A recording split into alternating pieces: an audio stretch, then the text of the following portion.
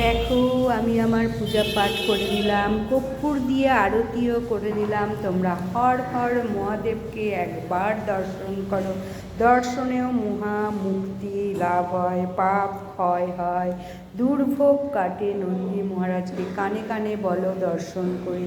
বাসুকীনাগ নন্দী মহারাজ মাতা ষষ্ঠী দেবীর কাছে ছেলে মেয়ে অবশ্যই সমস্ত কিছু সমস্যার কথা বলো। মা ষষ্ঠী সমস্ত সমস্যা দূর করবে। হর হর মহাদেব স্বামীর মঙ্গল করবে, কৃপা করবে, দয়া করবে, ক্ষমা করবে, সন্তানদের ভালো লাগবে। হর হর মহাদেবকে একবার দর্শন করো, মন্দিরে এসো।